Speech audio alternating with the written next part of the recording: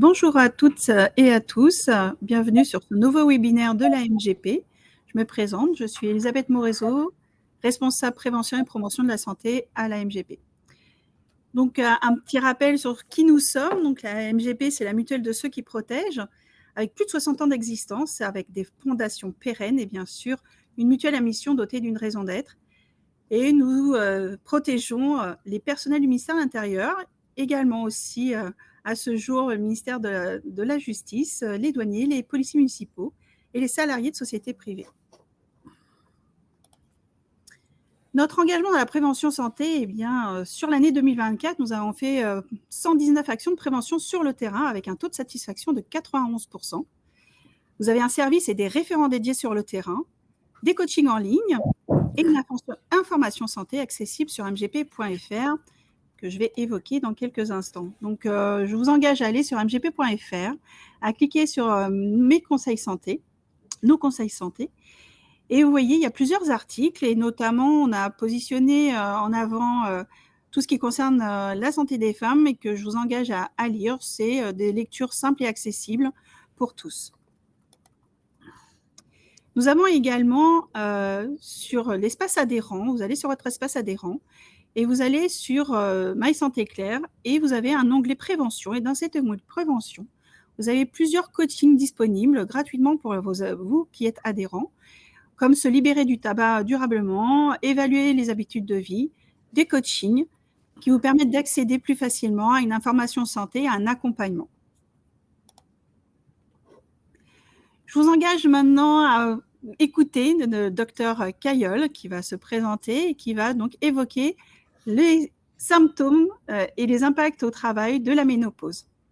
À vous, docteur. Bonjour, merci beaucoup. Merci pour cette invitation. Je suis très contente de partager toutes ces informations avec vous et puis de potentiellement vous apporter des solutions pour mieux vivre la ménopause.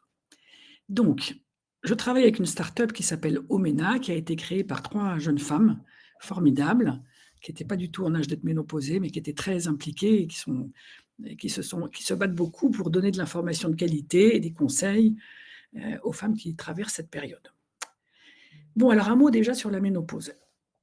La définition de la ménopause, c'est 1 an sans règles. Donc, tant qu'on n'a pas vécu 12 mois sans règles, on n'est pas ménopausé. Et la périménopause ou préménopause, c'est la période qui précède cette ménopause et qui dure plusieurs années sans qu'on puisse en connaître vraiment la durée. Donc, la définition de la ménopause, c'est 1 an sans règles et ça survient en France en moyenne autour de 50-51 ans. Et la préménopause commence en moyenne à 47 ans, mais ça peut commencer bien avant. Et la ménopause peut survenir aussi bien plus tard que 51 ans.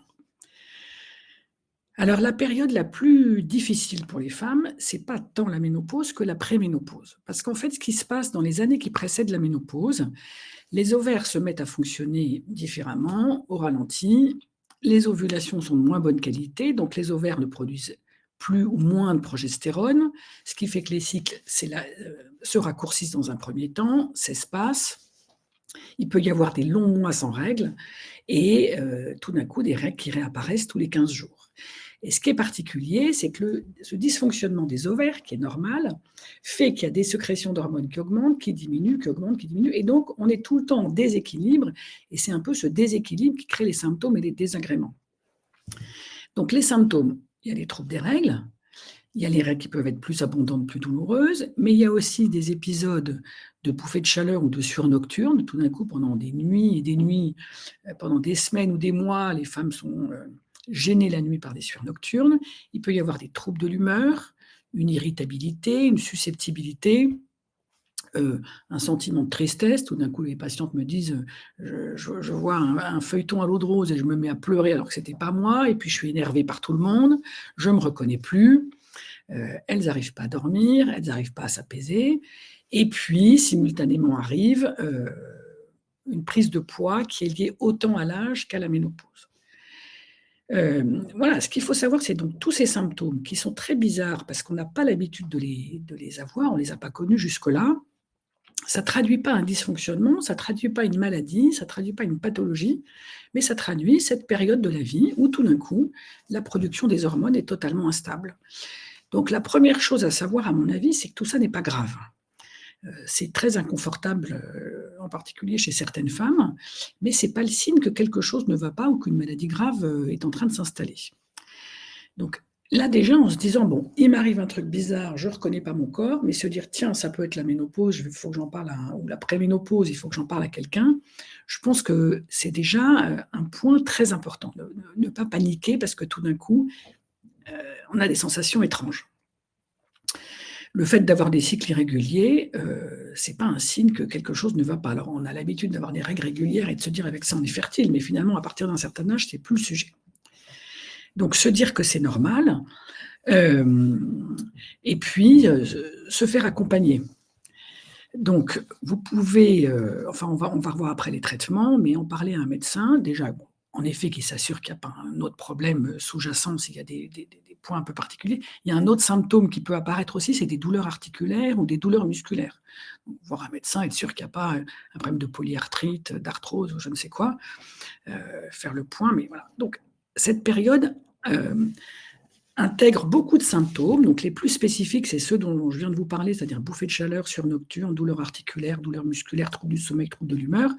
Mais il peut y avoir aussi des baisses de libido. Ah oui, ce que décrivent beaucoup les femmes, c'est le brouillard mental. Tout d'un coup, des problèmes de concentration, des problèmes de mémoire. Voilà, ça aussi, c'est un sujet qui inquiète les patientes. Mais quand on se dit, tiens, ben, c'est parce que je traverse cette période, déjà on se rassure, on se dit qu'on n'est pas en train de devenir démente ou Alzheimer. Voilà, donc quand on a ce genre de symptômes, il faut en parler à un médecin pour essayer de trouver une solution. Alors c'est sûr qu'il y a beaucoup de... Voilà, la question comment expliquer le manque de prise en charge de la préménopause et de la ménopause aujourd'hui. Ben, probablement parce que jusque-là, les femmes, comme toujours, avaient introjecté, avaient à l'intérieur d'elles-mêmes l'idée que tout ça, ça ne les concerne qu'elles-mêmes, que c'est des sujets dont on ne parle pas à l'extérieur. Et comme pour les douleurs de règles ou les règles abondantes, quand on était une jeune fille, on se cachait quand on avait ses règles et surtout, il ne fallait pas que ça se voie et pas que ça se sache, comme si c'était honteux. Et là, la ménopause, c'est un peu pareil. On a introjecté le fait qu'on va souffrir, que ça va être pénible, voire même que rien du tout, mais que de toute façon, on ne doit pas se plaindre. Et voilà, donc les femmes n'ont pas revendiqué ça. Les médecins s'y sont pas intéressés jusqu'à il y a peu de temps. Et donc, la prise en charge n'était pas totalement optimale. Maintenant, on en parle beaucoup. Il y a beaucoup de médecins qui se spécialisent. Il y a beaucoup de solutions qu'on peut proposer. Donc, quand on ne se sent pas bien, il ne faut pas hésiter à en parler à son médecin, à son gynéco, à certaines sages-femmes qui connaissent le sujet. Voilà. Donc, voilà les symptômes dont je viens de vous parler. Donc, il y a quand même 25% des femmes qui sont très gênées. Alors, en particulier par les bouffées de chaleur et les sueurs nocturnes, qui sont très gênées quand en réunion, tout d'un coup, elles sont inondées, elles sont en sueur, elles sont trempées, elles se sentent mal. Ces bouffées de chaleur qui sont une espèce de sensation de flush qui monte, qui part du bas du corps et qui envahit la tête. Et chez certaines femmes qui aboutit à une rougeur, de la sueur sur le front, la sueur dans le cou, entre les seins, dans le décolleté, puis une sensation de malaise, de palpitation, avec le besoin d'ouvrir la fenêtre. Il y a des femmes qui sont très gênées et qui n'osent pas manifester le fait qu'elles ont besoin d'un verre d'eau, d'un peu d'air frais, etc. Alors, moi, je dis souvent à mes patientes qui me disent « j'ai honte quand je suis en réunion », je leur explique que quand un homme en réunion se lève 3 fois pour faire pipi parce qu'il a un problème de prostate, lui, il n'est pas gêné.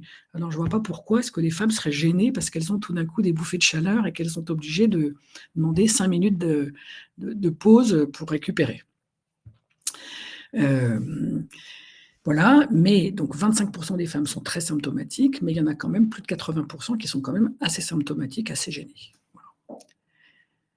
Ce qui apparaît ensuite quand la ménopause...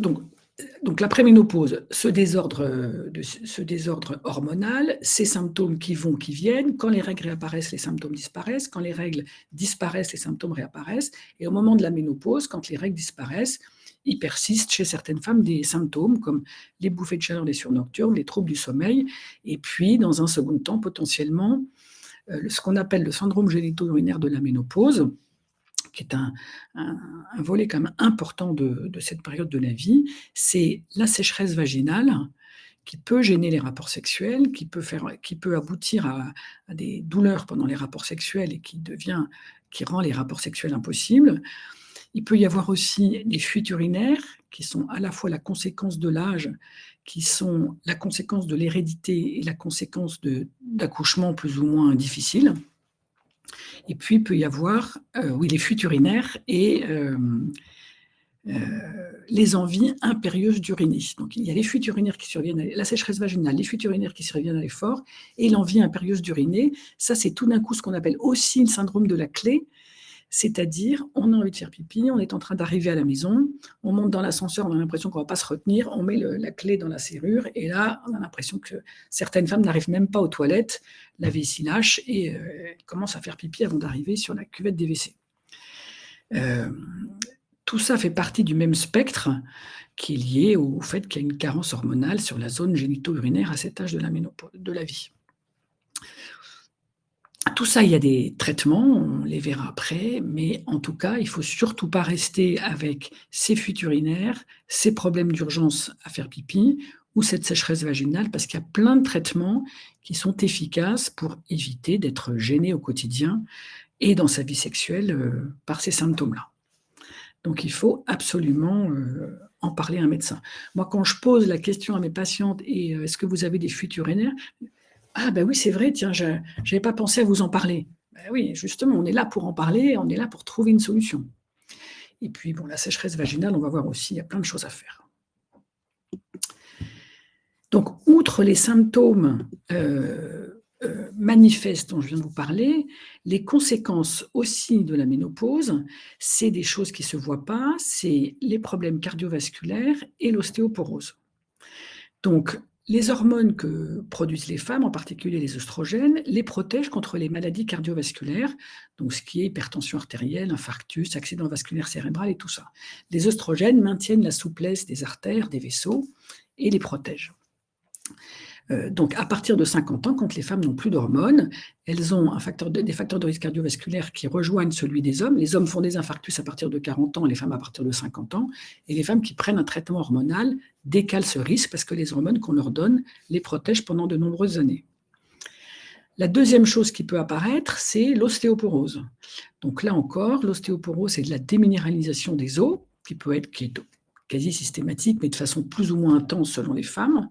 Donc là, il y a un gros facteur hérédité. Donc les femmes dont la mère a fait une ostéoporose importante sont beaucoup plus à risque d'avoir une ostéoporose avec potentiellement des fractures du col du fémur, des tassements vertébraux, etc. Et donc c'est aussi un élément dont il faut prendre compte chez les femmes ménopausées pour leur proposer un traitement préventif ou un traitement curatif quand c'est nécessaire. Et là encore, il y a plein de choses à proposer. Voilà pour les symptômes. Je ne vois pas le fil de la discussion, donc je ne sais pas s'il y a des interventions, enfin des questions particulières. Mais... Il y avait une question, comment peut-on savoir que l'on est en ménopause avec un stérilet hormonal, donc pas de règles? Et la deuxième question, c'est est-ce que les bouffées de chaleur nocturnes peuvent durer plusieurs années? Oui, alors deux très bonnes questions qui reviennent tout le temps. Donc oui, effectivement, quand on a un stérilet hormonal qui supprime les règles, stérilet comme le Mirena, évidemment, c'est compliqué de savoir si on est ménopausé ou pas.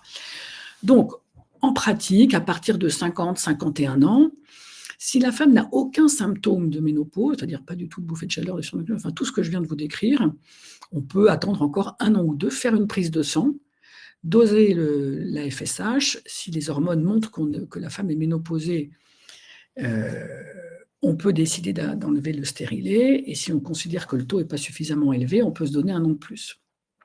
Si dès 50 ans, la femme a déjà des symptômes qui évoquent largement la ménopause, la prise de sang peut être faite avant. En gros, si une femme n'est pas gênée, elle garde son stérilet qui supprime ses règles, et à partir de 50 ans, on discute de faire une prise de sang pour savoir si la ménopause est en train de s'installer, auquel cas on peut enlever le stérilet ou non. Sachant que, quelquefois, à 50, 51 ans, 52 ans, on se dit c'est bon, le test montre que la ménopause est installée, on enlève le stérilet, mais comme la fin n'est pas forcément brutale, il m'est arrivé quelquefois de faire ça, d'enlever un stérilet à une femme de 52 ans à qui je dis vous êtes ménopausée, et puis quelques mois après, elles ont des règles qui reviennent. voire des règles mensuelles pendant quelques mois. Et là, elles ne sont pas très contentes, à 50 ans passés, de se retrouver avec des règles. Donc voilà, on essaye de... La médecine, c'est du sur-mesure, ce n'est pas du prêt-à-porter. Donc on discute avec les patientes en fonction de ses symptômes, en fonction de la tolérance de son stérilet, et on évalue avec des prises de sang et les symptômes à quel moment on peut enlever le stérilet. On considère que la ménopause est en place. Et la deuxième question, c'était quoi déjà, vous m'avez dit ? Est-ce que c'est plusieurs années? Pardon, ça a coupé. Sur les bouffées nocturnes, est-ce que ça peut durer plusieurs années? Oui, ça peut durer plusieurs années. Ça peut durer plusieurs années. On sait que les femmes qui en ont en préménopause, qui en ont beaucoup en préménopause, c'est-à-dire quand les règles ne sont pas finies, en ont pendant une durée plus prolongée. Donc oui, ça peut durer pendant plus longtemps. Oui, ça peut durer longtemps. Et oui, il y a des traitements. Donc, il ne faut pas rester comme ça. Si vous avez des sueurs nocturnes qui vous dérangent, il y a des solutions pour vous aider. Donc, c'est imprévisible, c'est impossible de prévoir combien de temps les symptômes vont durer chez les patientes. Donc, il faut se faire accompagner le temps que c'est nécessaire. Je continue avec les questions ou on les réserve pour après? Comme vous voulez, sinon j'attaque le traitement. Eh ben voilà, donc il y avait des questions sur le traitement, justement. Et après, sur la prise de poids. Oui, absolument. La prise de poids, on en parlera, c'est hyper important. Alors, le traitement, c'est quand même important. Et là, je trouve que c'est vraiment un gros point de ces webinaires et de ces réunions d'information pour que vous soyez informés de façon vraiment factuelle et scientifique, c'est-à-dire sans a priori. Jusqu'au début des années 2000, le traitement hormonal de la ménopause était prescrit à toutes les femmes, enfin à beaucoup de femmes, jusqu'à ce que mort s'en suive. C'est-à-dire qu'on le donnait à toutes les femmes et on ne l'arrêtait pas. Elles étaient bien, on leur laissait le traitement. Celles qui ne voulaient pas ne le prenaient pas. Enfin bon, en tout cas, il n'y avait pas de limite. Et puis au début des années 2000, les Américains ont publié une étude qui a dit le traitement hormonal, ça donne le cancer du sein. Et donc là, on a tout arrêté. Alors aux États-Unis, les femmes qui sont un peu excessives ont jeté leur traitement hormonal dans les toilettes. En France, on a arrêté de prescrire le traitement en disant c'est la catastrophe. Et on a dit on le donne uniquement aux femmes très symptomatiques, donc en particulier celles qui ont beaucoup de bouffées de chaleur. On donne la dose la plus faible possible pendant la durée la plus courte possible, donc en gros 2 ans. Et puis on s'est rendu compte que ces études américaines étaient biaisées, puisque les Américains, dans leurs études, avaient inclus des femmes grosses, des mecs, des plus jeunes, des plus âgés, des femmes qui avaient déjà reçu des traitements, d'autres qui n'en avaient pas reçu, enfin des fumeuses. D'une part, donc la population était très hétérogène, et d'autre part, les molécules que les Américains prescrivaient, c'était des molécules équines, c'est-à-dire des molécules de cheval. Donc ça n'avait rien à voir avec les molécules qui sont prescrites en France, qui sont des progestérones, enfin des œstrogènes et de la progestérone naturelle. C'est des hormones naturelles, pas du tout des hormones de cheval.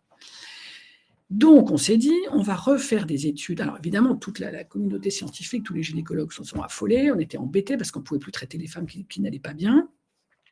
Et donc on a refait des études prospectives en France et en Europe avec la population de femmes françaises. Les femmes françaises, ce n'est pas les femmes américaines, elles n'ont pas la même morphologie, la même hygiène de vie, la même alimentation, etc. Et avec nos molécules naturelles. Et donc, on s'est rendu compte que le surrisque de cancer du sein était très faible. Et les chiffres qu'on a maintenant, c'est-à-dire que ces études qui ont été bien faites, bien menées en France et en Europe, on a 20 ans de recul. Donc, je suis vraiment en train de vous donner des études scientifiques solides. Les derniers chiffres montrent que entre 50 et 60 ans, une femme qui ne prend pas de traitement, sur la population de femmes qui ne prend pas de traitement, il y a 50 femmes sur 1000 qui aura un cancer du sein. Si dans cette tranche de vie, 50-60 ans, elle prend le traitement hormonal pendant 5 ans, il y a 52 femmes sur 1000 qui aura un cancer du sein. Et si elle prend le traitement pendant 10 ans, c'est 56 sur 1000. Donc on augmente un tout petit peu le risque de cancer du sein, sur des durées de 5 ans, mais vraiment très faiblement, une augmentation très faible, sachant que ça ne donne pas le cancer, mais que ça promeut quelque chose qui était déjà latent, d'une part, et sachant que c'est des cancers de bon pronostic, même si évidemment l'idée, ce n'est pas que nos patientes aient des cancers du sein.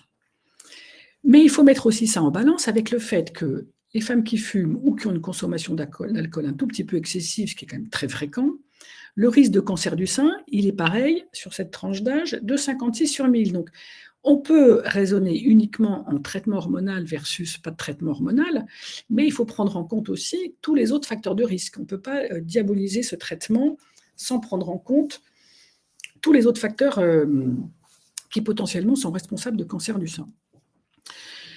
Et donc voilà, donc ce traitement est vraiment à mettre en balance bénéfice-risque, et il y a beaucoup plus de bénéfices que de risques en prenant en compte les contre-indications du traitement dont je vous parlerai après. Mais une femme qui n'a pas théoriquement de contre-indications, elle a beaucoup d'avantages à prendre le traitement si elle est symptomatique.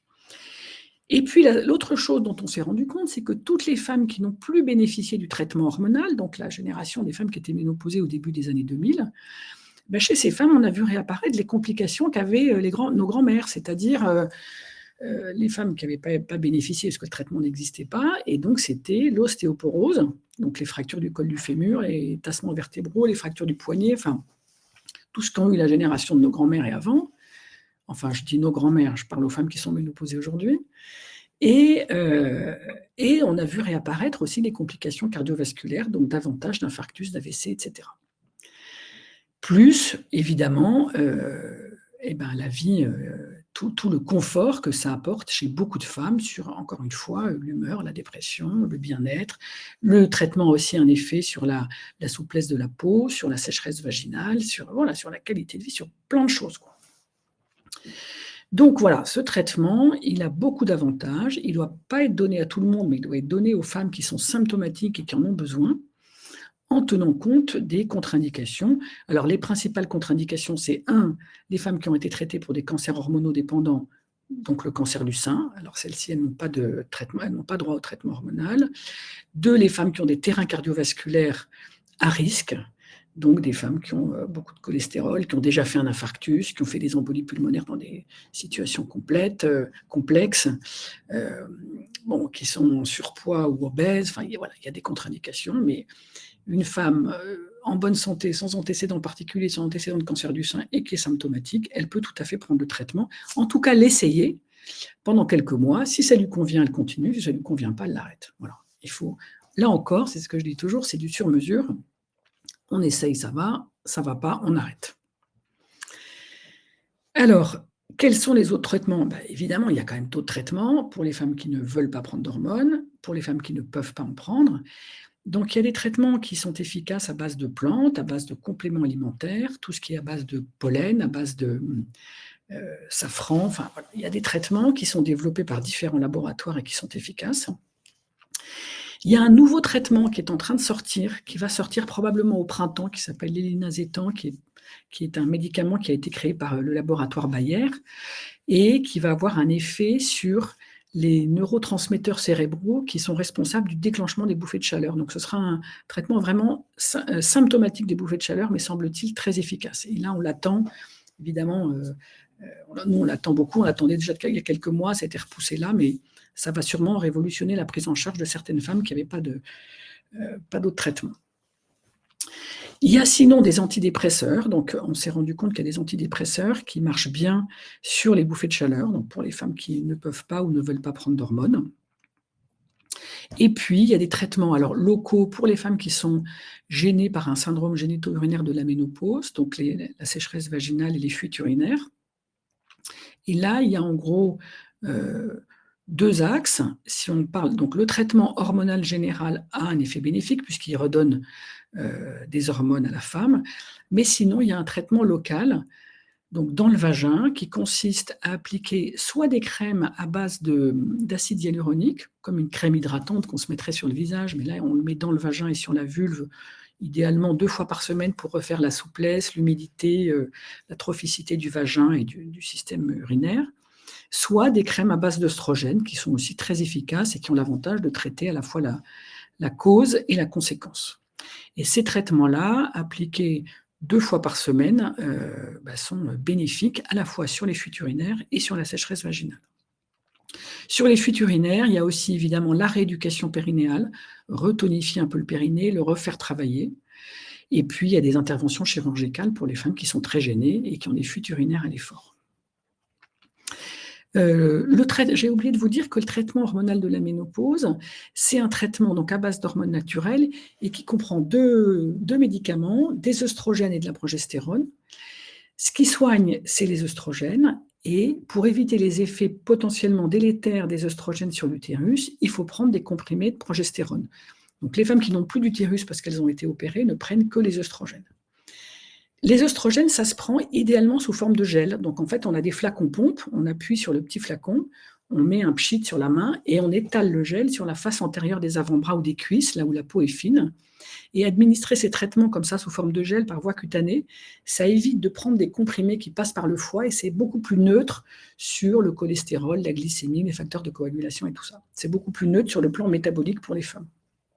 Donc le gel s'applique sur les bras quand on veut, le matin, le soir. Ça sèche en 2 minutes. On peut mettre un chemisier en soie après, c'est pas gras. Et le comprimé de progestérone se prend le soir au coucher parce qu'il y a des patientes qui disent que ça les rend somnolentes. Donc on préfère le donner le soir au coucher. Voilà le principe du traitement hormonal de la ménopause. Alors, l'autre volet hyper important dans la prise en charge thérapeutique de la ménopause, c'est l'activité physique et l'alimentation. Là aussi, c'est pas une vue de l'esprit, ça fait vraiment partie du traitement global de la ménopause. Donc l'activité physique, pour plusieurs raisons. D'abord parce qu'il faut faire marcher le cœur, il faut faire marcher les artères, il faut faire marcher le métabolisme. Le métabolisme se passe dans les muscles. Donc si on n'a pas d'activité physique, le métabolisme ralentit et du coup on dépense moins de calories pour la même quantité d'aliments ingérés et on prend du poids. Donc ça, une des grosses raisons de la prise de poids à la ménopause, qui est encore une fois ménopause et âge en même temps, c'est le ralentissement du métabolisme. Donc, faire bouger le corps, activer le métabolisme, limite la prise de poids et puis améliore la circulation. Donc, idéalement, moi je dis à mes patients, tarif de base, 2 fois 1 heure de sport par semaine. Alors, ça peut être une séance de pilates et une séance de cardio. Ça peut être ce que vous voulez. Moi, je conseille aux femmes de choisir une activité physique qui leur plaît, qui leur fait plaisir, parce que sinon, et qui est près de chez elles ou près de leur travail, pour pas que ce soit une contrainte d'y aller. Il faut y aller, faut que ce soit une routine agréable et plaisante, sinon on n'y va pas et on n'a aucun effet bénéfique de cette activité physique. Il faut y aller avec des copines, voilà, puis il faut imaginer un truc qu'on n'avait pas forcément imaginé. Tout d'un coup, se mettre à la Zumba, au volleyball, je ne sais quoi, et pas forcément penser juste aquagym, pilates et jogging. Ça peut être aussi, pour les femmes qui n'ont pas le temps, parce qu'il y a des femmes qui me disent qu'elles n'arrivent pas à caser ça dans leur emploi du temps, ça peut être aussi d'aller travailler à pied. Et par exemple, si vous mettez une demi-heure pour aller travailler, vous pouvez, tout le monde ne peut pas, hein, mais vous mettez une demi-heure en sport en commun et 3/4 d'heure à pied, vous rajoutez que 15 minutes à votre emploi du temps, mais vous avez fait 3/4 d'heure de sport. Donc, ça peut être une bonne idée d'aller travailler à pied.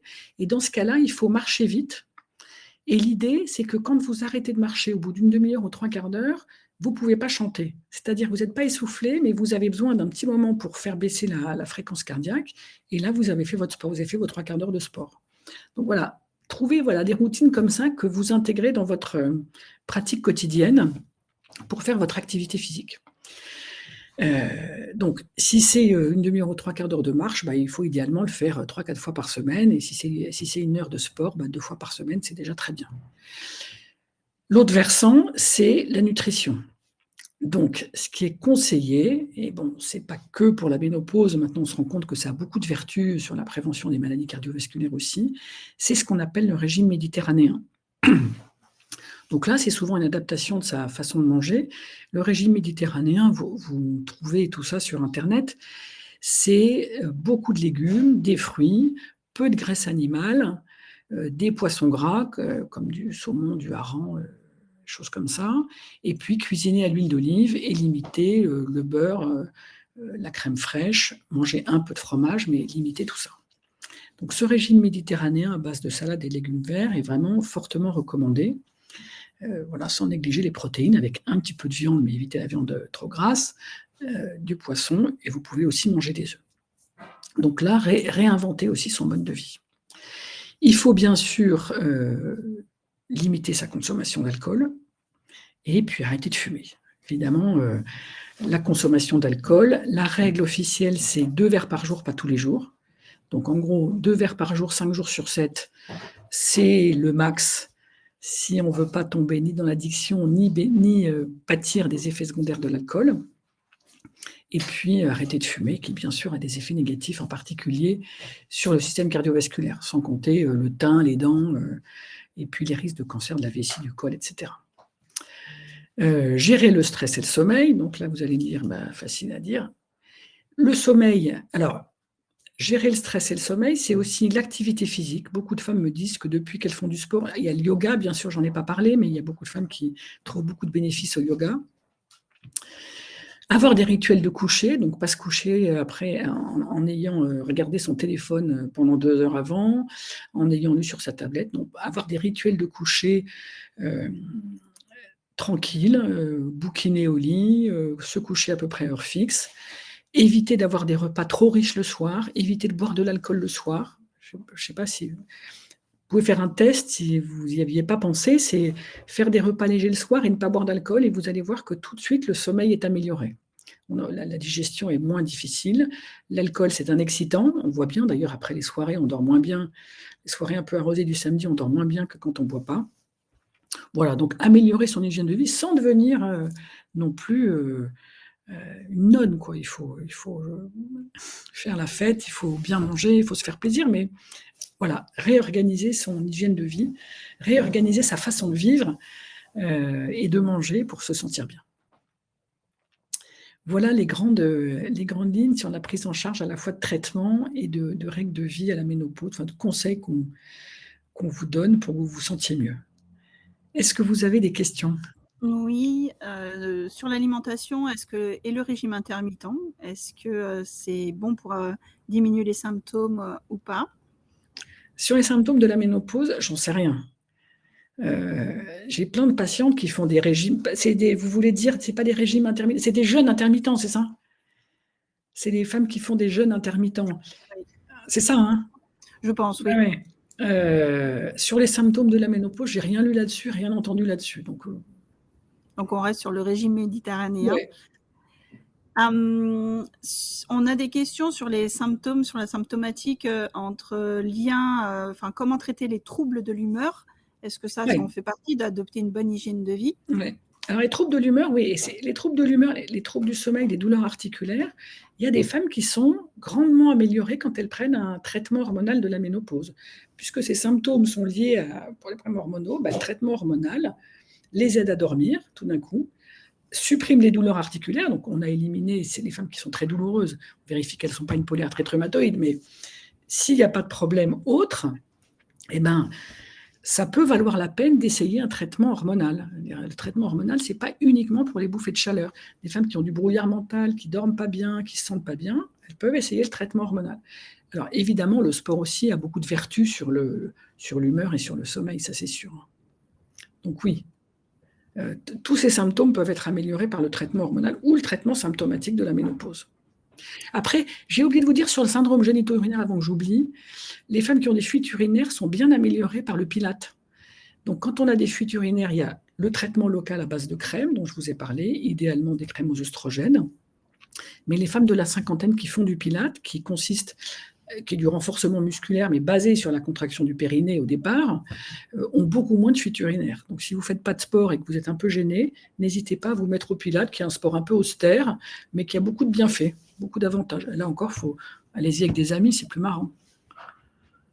Alors j'ai toute une liste d'autres symptômes que ceux évoqués, et de savoir si c'est à relier avec la ménopause. Donc impact sur les sécheresses de l'œil. Est-ce que ça peut être un des symptômes? On a également sensation de chaleur dans les jambes, une forme de pression toujours dans les jambes. Est-ce que ça peut être lié à la ménopause? Et troisième volet, c'est est-ce qu'il y a un lien entre Mirena et la dépression? Alors, les premières questions, donc tous ces symptômes ont été décrits par des patientes au moment de la ménopause. Après, il faut quand même aller voir un ophtalmo parce que les sécheresses oculaires, c'est pas non plus très fréquent à la ménopause, donc il faut quand même être sûr qu'il n'y a pas autre chose. Les sensations d'impatience des membres inférieurs ou de gêne, ça peut être aussi parce qu'à un certain âge, on a une insuffisance veineuse, donc ça peut valoir la peine aussi d'essayer Bon, déjà de prendre des douches froides sur les jambes le soir avant de se coucher, ou dans la journée si on peut, porter des chaussettes ou des bas de contention. Il y a maintenant des chaussettes ou des bas qui sont très jolis, qui sont tout à fait mettables au quotidien, pour voir si ça améliore la situation. Et puis si jamais il n'y a pas de solution, quand même en parler à un médecin généraliste ou un phlébologue pour voir s'il y a une insuffisance veineuse. Mais oui, ça a été décrit chez les femmes à cet âge de la vie. Il y a plein de petits symptômes. Sécheresse nasale, apparemment. Comment ? Sécheresse buccale et nasale également. Oui, il y a des femmes qui se plaignent de ces symptômes à la ménopause. Après, faut trouver des traitements symptomatiques. Là, je ne peux pas vous dire si le traitement hormonal aura un effet bénéfique. Et en tout cas, il y a des traitements symptomatiques. Et alors, pour ce qui est Mirena et dépression, donc là, on sort du cadre de la ménopause. C'est très rare, mais oui, ça existe. Ça m'est arrivé, je ne sais pas, peut-être 2 fois en 15 ans, ou plus, de mettre un Mirena qui a quand même très peu d'effets secondaires, et puis que ma patiente m'appelle en me disant « Écoutez, c'est pas possible, depuis que vous me l'avez mis, ça fait une semaine, je suis au fond de mon lit, j'ai envie de me suicider. » Voilà, elle revient en consultation, j'enlève le Mirena, tout rentre dans l'ordre. Donc franchement, je ne peux pas vous dire que je ne l'ai jamais vu, je l'ai déjà vu. Mais ça arrive, moi les femmes dont je vous parle, c'est arrivé tout de suite. Donc on a posé le Mirena, elles ont eu ces symptômes immédiatement. J'ai enlevé le stérilet au bout de 10 jours ou 15 jours et tout est rentré dans l'ordre. Mais si ça fait 3 ans que vous avez le Mirena, j'ai du mal à penser que si vous vous mettez à vous déprimer, c'est ça qui maintenant est responsable de votre dépression.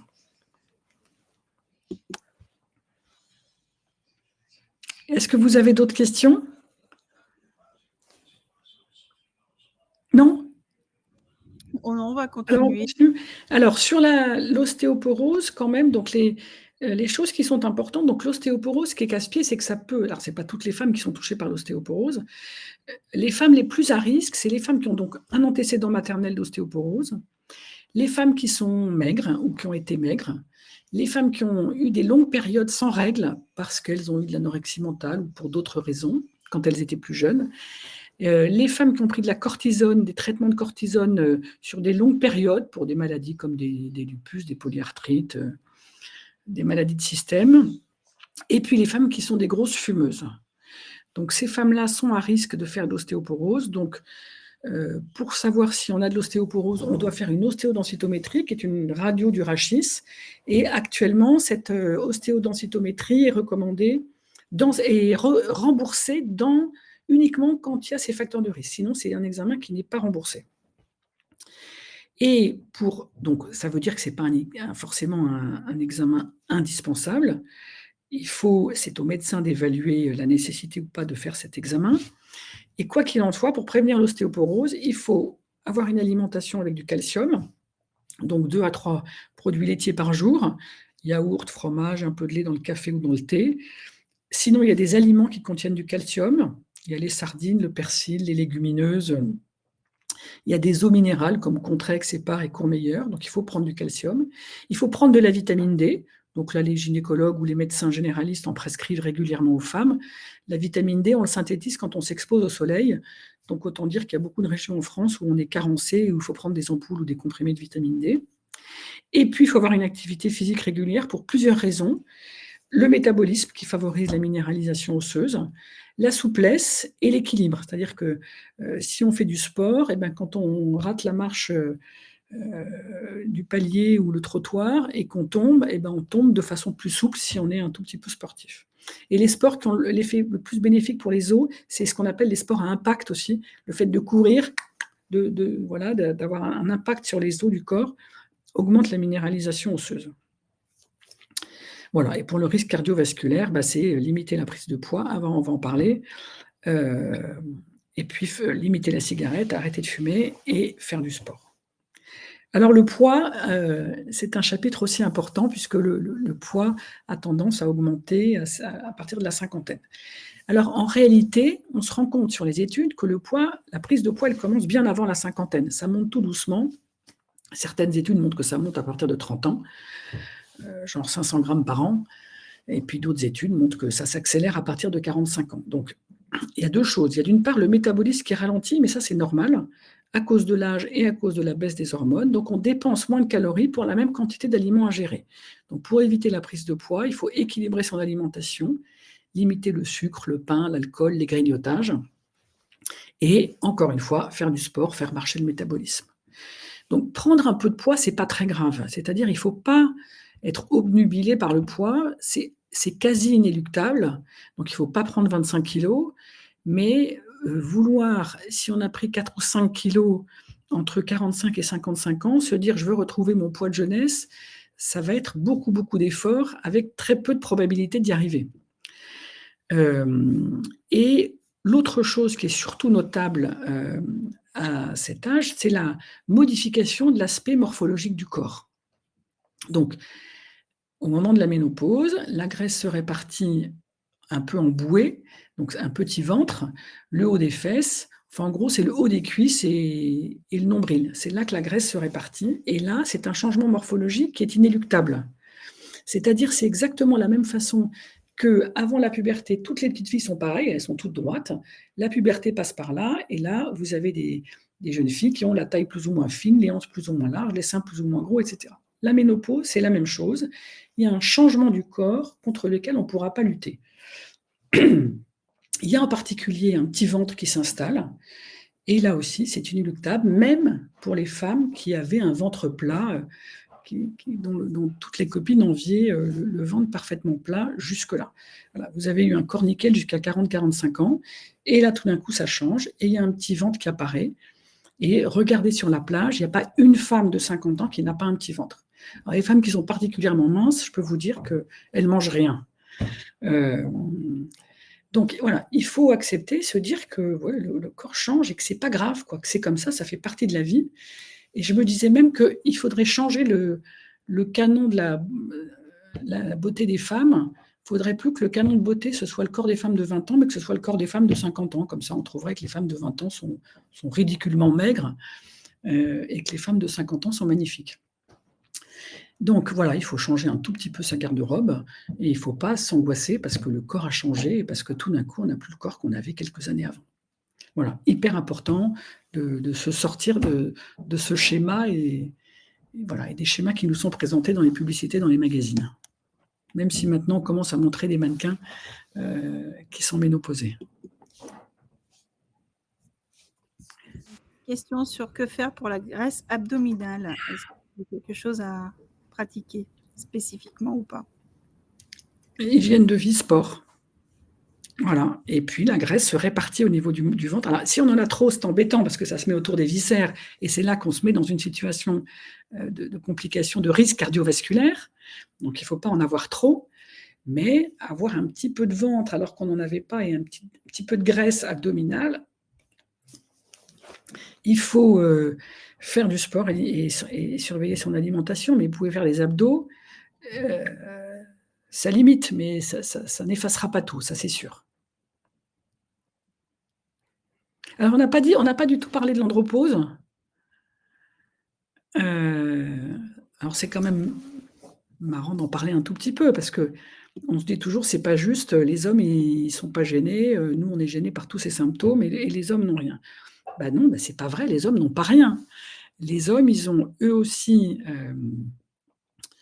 autour de la cinquantaine, ils prennent du poids, ils prennent du ventre, ils perdent leurs cheveux, ils ont les cheveux grisonnants, ils perdent leurs poils. Il y a des hommes qui ont le corps change, ils ont les cuisses plus fines et puis une petite bedaine, une grosse bedaine selon les hommes. Et puis, ils ont aussi une érection moins ferme, moins certaine, moins prolongée. Ils ne sont pas aussi au taquet que quand ils avaient 20 ou 30 ans. Donc, les hommes aussi ont des effets de changement liés à l'âge. Ils ont potentiellement une hypertrophie de la prostate qui font qu'ils ont besoin d'aller faire pipi beaucoup plus souvent qu'avant. Ils ont potentiellement une baisse de libido. Ils ont eux aussi des symptômes qui sont liés à l'âge et au vieillissement. Donc, c'est moins flagrant que chez les femmes parce que c'est moins brutal et moins intense. Chez les hommes, c'est beaucoup plus progressif. Donc, on s'en rend moins compte. Mais en fait, ils ont eux aussi des inconvénients qui sont des inconvénients. Enfin, je sais, moi, j'arrête de dire des inconvénients parce que de toute façon, on ne peut rien y faire. Mais en tout cas, ils ont des effets du changement du corps lié à l'âge et contre lesquels il y a des traitements. Alors, pour eux aussi, surveiller l'alimentation et faire du sport, hyper important, surtout qu'eux ont des facteurs de risque cardiovasculaire qui surviennent plutôt, des modifications cardiovasculaires plus précoces que chez les femmes, donc ils doivent faire attention à partir de 40 ans. Et puis, les hommes qui ont des problèmes d'érection, de libido, il y a des traitements comme le Viagra, le Cialis, qui ont sauvé beaucoup de couples, qui améliorent l'érection chez les hommes et des hommes qui, des fois, n'osent pas, ils vivent ça comme quelque chose de honteux d'avoir des baisses d'érection. En réalité, il n'y a rien de honteux, ils y sont pour rien. Il y a des hommes qui sont plus ou moins gênés que d'autres et il ne faut vraiment pas hésiter à consulter un médecin pour se faire prescrire du Cialis ou du Viagra et pour passer des bons moments avec ça ou son partenaire, quoi. Donc, voilà, même si c'est moins flagrant et moins intense, il y a des tas de choses chez les hommes et il y a aussi des façons de les aider. Voilà le petit couplet pour les hommes. Est-ce que vous voulez qu'on aborde d'autres sujets ? Alors, ce qui est ressorti, c'est par rapport aux troubles de l'humeur pour traiter lorsqu'il Ouais. est-ce qu'il y a la ménopause ou pas. Ouais, donc les troubles de l'humeur, donc c'est lié, en fait, c'est multifactoriel à cet âge-là. C'est à la fois hormonal, c'est aussi, la fin de la fertilité. Voilà, tout d'un coup, même si c'est plus la question, à 50 ans, on veut plus d'enfants, mais tout d'un coup, on se dit qu'on passe dans autre chose. C'est aussi un moment où les enfants potentiellement partent de la maison. C'est un moment où ça fait 20 ans ou 30 ans qu'on a le même conjoint et on commence à en avoir ras-le-bol. Enfin voilà, il y a les habitudes, la lassitude, je ne sais quoi. C'est le moment où les parents commencent à nos propres parents commencent à vieillir, voire à mourir. Donc c'est vraiment multifactoriel. C'est des moments où on se remet en question dans sa vie professionnelle. Même si en général, à 50 ans, on est plutôt bien.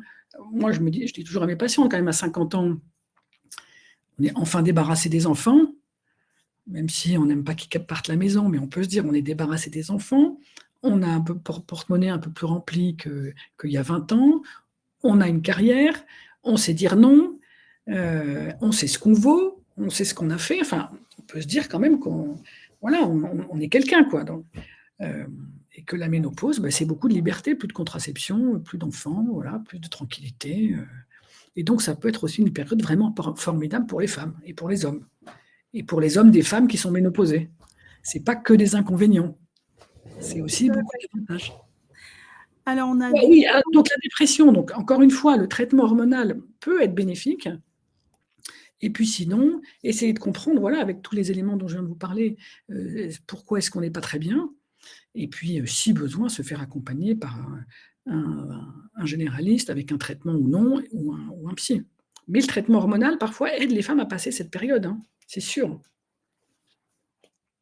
On a des questions autour des poils sur le visage qui apparaissent. Pourquoi des poils ou perte de cheveux également. Ouais. Ça, c'est des petits déséquilibres hormonaux, en effet, qui sont un peu pénibles à la ménopause. Il peut y avoir de l'acné aussi qui revient, un petit peu l'acné de l'âge adulte, donc c'est un peu casse-pied. Là, il n'y a pas beaucoup de traitements, c'est-à-dire les poils, c'est l'épilation laser sur le menton, et sur les cheveux, ça fait partie du cortège de la ménopause qui n'est pas très sympathique de perdre ses cheveux, parce que les faire repousser, c'est pas très facile. Donc il y a des traitements comme le minoxidil et tout ça, mais qui sont contraignants et dont le résultat est très aléatoire. Ouais, ça c'est sûr. Et là, pour l'instant, on n'a pas de traitement miracle. Mais ça touche pas tout le monde. Question, combien de temps les symptômes persistent une fois que la ménopause est officielle, après 1 an sans règles? Ça dépend des femmes. On dit que la durée moyenne des bouffées de chaleur, c'est 7 ans en tout, mais ça peut aller jusqu'à 7 ans. Mais il y a des femmes qui en ont encore un peu, beaucoup plus longtemps après. Et puis, il y en a qui en ont plus au bout de quelques mois ou d'1 an ou 2, quoi. Ça, c'est imprévisible, on ne peut pas vous répondre. C'est vraiment très individuel. Sur les pratiques complémentaires comme l'acupuncture, est-ce qu'il a été prouvé qu'il y avait des effets? C'est difficile à dire. C'est difficile à dire. Il y a des femmes qui vont vous dire que oui, il y a des femmes qui vont vous dire que non. En tout cas, si vous avez l'habitude de vous faire aider par l'acupuncture, ça vaut la peine, si vous êtes gêné, d'aller demander conseil, d'aller voir votre acupuncteur pour voir s'il peut vous aider, bien sûr. Mais vous dire comme ça d'entrée de jeu, aller voir un acupuncteur, c'est plus délicat. Mais franchement, celles qui ont l'habitude de se faire soigner comme ça, pourquoi pas? De toute façon, on risque rien d'essayer. Ça ira que, voilà, il n'est pas délétère. C'est pas délétère, c'est pas néfaste, bien sûr. Ouais. Ça apporte un mieux. Est-ce que vous avez des conseils de plantes?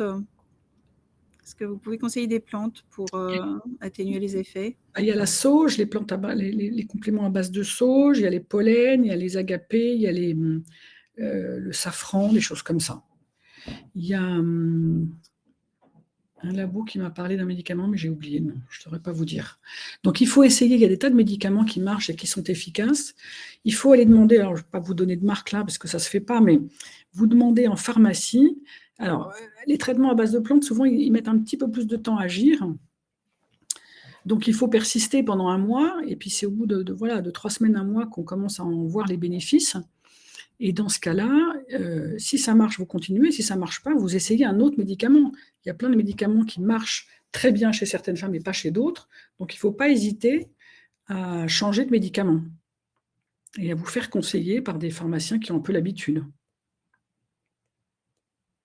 Voilà. Et donc, sinon, il y a voilà, dans les petites règles. Alors, j'ai une patiente là qui me racontait qu'elle avait une couette. Elle a très chaud et son mari n'a pas chaud. Alors, elle a une couette, une double couette, c'est-à-dire que ça existe des couettes qui sont zippées au milieu. Vous connaissez? C'est génial, ça. Donc, c'est des couettes avec un zip au milieu. Donc, elle a une couette légère, son mari a une couette plus chaude. Tout ça mis dans la même housse de couette. Donc, ils dorment sous la même couette, mais ils n'ont pas la même chaleur l'un et l'autre. Donc, ça, c'est une idée. Il y a des femmes qui me disent qu'elles dorment du côté de la fenêtre. Bon, ce qu'il faut aussi pour ne pas avoir de sueur nocturne ou pour les limiter, c'est limiter les repas gras et l'alcool le soir, parce que la digestion favorise la production de chaleur. Et puis, évidemment, éviter de boire des boissons chaudes le soir, pas de tisane par exemple, parce que là, à tous les coups, vous avez des bouffées de chaleur. Et puis, dans la journée, vous couvrir avec plusieurs épaisseurs pour pouvoir vous déshabiller et vous rhabiller au fur et à mesure. Et puis voilà, on parlait. Comment limiter la fatigue chronique? Il faut bien dormir. Donc, pour bien dormir, il faut avoir une bonne hygiène de vie, le sport, le yoga, l'alimentation, et puis le traitement hormonal, si c'est ça le symptôme qui vous empoisonne la vie, voilà, évidemment. Et puis, quand on est fatigué, il faut vraiment se poser la question de savoir pourquoi on est fatigué. Est-ce que c'est parce qu'on dort mal? Est-ce que c'est parce qu'on est stressé? Ça peut être aussi le boulot. Et puis après, on mélange tout, quoi. Il y a la ménopause, il y a le boulot, il y a le surchargement, il y a la famille, il y a la vie amoureuse, il y a tout ça. Donc, essayez de comprendre ce qui fatigue, essayez de voir si c'est une surcharge de travail, essayez de se poser et réfléchir en essayant de voir clairement ce qui fatigue. Et alors, trouver une solution. Donc, soit c'est parce que c'est le boulot qui ne va pas, donc là, il faut prendre des solutions, il faut prendre des décisions. Soit c'est la vie perso qui ne va pas et donc on rumine toute la nuit, soit c'est les enfants, soit c'est... Voilà. Et si c'est que les bouffées de chaleur qui vous empêchent de dormir, prendre un traitement contre les bouffées de chaleur. Et puis voilà, se poser. Des fois, je vois des femmes qui sont aussi surmenées parce que ça tourne en boucle dans leur tête, mais tout tourne en boucle, quoi. Le fait qu'elles se sentent mal, mais sans qu'elles aient pu identifier le fait que leur corps n'est plus comme d'habitude. Le boulot, le stress, le conjoint, les enfants, et du coup, ça tourne en boucle, quoi. Ça va trop vite. Et elles n'en dorment plus. Je dis, ça y est, on va s'asseoir et on va discuter, puis on va poser les choses, quoi. Et puis, faire dégonfler un peu la pression et reprendre les choses au départ. Mais évidemment, il ne faut pas rester comme ça, ouais. Et la ménopause amplifie tout ça. Avec le brouillard mental, on n'y voit pas clair. Voilà, se poser. Est-ce que vous pourriez développer un peu ce qu'est le brouillard mental pour voir éventuellement, parce qu'il y a peut-être des femmes qui n'ont pas identifié que c'était dû à la ménopause et qui, du coup, de savoir exactement ça consiste en quoi? Mais, alors, c'est vraiment les mots des patientes, le brouillard mental. Hein. C'est un mot que j'ai vraiment découvert en travaillant beaucoup sur le sujet. C'est des femmes qui se sentent, elles n'arrivent pas à se concentrer, elles oublient ce qu'elles sont en train de faire, elles partent chercher un dossier dans un autre bureau, elles arrivent dans l'autre bureau, tout d'un coup, elles se demandent ce qu'elles sont venues chercher. Elles devaient, avant de rentrer chez elles, récupérer un truc. D'habitude, il n'y avait aucun problème. Là, elles ont complètement oublié, annulé un dîner. Enfin, elles se reconnaissent plus, quoi. Elles ont l'impression qu'elles ont 2 neurones, elles ne peuvent pas aligner 2 pensées. On leur demande de rédiger un courrier, on leur demande de faire une synthèse dans une réunion, et là, tout d'un coup, elles se disent, mais avant j'y arrivais, maintenant j'y arrive plus, quoi. Et c'est pas parce qu'elles ont un problème neurologique ou un Alzheimer, c'est parce qu'elles elles y voient plus clair, elles ont une espèce de colle dans la tête qui les empêche de mettre les idées en place et de connecter tous leurs neurones comme elles y arrivaient avant. Bon, je pense que ça parle à certaines femmes. Je ne sais pas si elles vous répondent. Je ne vois pas le fil de la... Je ne sais pas pourquoi je le vois. En cliquant sur chat, vous voyez. Non, je suis pas là-dessus. J'ai une autre question. Qu'est-ce qui provoque un épaississement de l'endomètre à la ménopause? Alors, ça peut être l'hyperœstrogénie relative, justement. En fait, ce qui se passe, c'est que comme les ovaires sont fatigués, les follicules sont de moins bonne qualité, donc il n'y a pas d'ovulation. En général, quand il y a une ovulation, après l'ovulation, l'ovule qui a largué l'ovocyte se transforme encore jaune et sécrète de la progestérone. Là, comme il n'y a plus d'ovulation, il n'y a plus de sécrétion de progestérone qui contrebalance la production d'œstrogène. Donc normalement, on a œstrogène, progestérone au même niveau. Si on ne fait plus de progestérone, on a ce qu'on appelle une hyperœstrogénie relative. C'est-à-dire les œstrogènes ne sont pas augmentés, mais ils sont relativement plus élevés que la progestérone. Et ça fait proliférer la muqueuse dans l'utérus et ça fait pousser la muqueuse et ça donne une hypertrophie de l'endomètre. Donc un des traitements, c'est de donner un peu de progestérone quand il y a ce déséquilibre et que cet épaississement de l'endomètre apparaît. Ah, ça vous parle? Il y a une femme qui dit ça me parle le brouillard. Est-ce que le brouillard mental passe? Oui, ça passe. Je vous rassure, ça passe. Et en plus, je ne sais pas si ça vous parle aussi, mais il y a des femmes qui disent que ce brouillard mental, elles l'ont un peu ressenti pendant les grossesses. Elles avaient l'impression que pendant la grossesse, tout d'un coup, elles avaient le plafond qui leur arrivait là, quoi. Ah, vous êtes d'accord? Et puis ça passe. C'est un truc de dingue. Oui, c'est plus ou moins long, je pense, selon les personnes, mais non, c'est incroyable. Enfin, oui, moi, je relie beaucoup de choses aux grossesses, aux symptômes de la grossesse. Tout à fait. Oui, c'est un truc de dingue, quoi. Et ben, donc, le brouillard mental, oui, je vous rassure, ça passe. Vous allez retrouver vos esprits et redevenir les femmes combattantes et formidables et vives que vous étiez avant, ça c'est sûr. Troubles de l'humeur, du coup, les traitements que vous avez évoqués sont aussi valables? Oui, traitement de la ménopause. Il y a des traitements à base de plantes aussi. Il y a des femmes qui prennent des traitements à base de plantes qui sont efficaces sur les troubles de l'humeur. Et puis les femmes qui sont très gênées, bien sûr, ça peut être des antidépresseurs, mais souvent, c'est pas nécessaire. Et là, encore une fois, c'est de comprendre pourquoi on est déprimé. Et alors après... je pense qu'on a fait le tour des questions. En tout cas, merci beaucoup, Dr. Kayal. Ça a un petit peu permis aux femmes de se rendre compte qu'on n'est pas responsable non plus. Non, on n'est pas responsable. Voilà, et de comprendre que c'est relié à ça. C'est important aussi de mettre le doigt dessus et qu'il y a des traitements qui existent. Et faites-vous aider, franchement.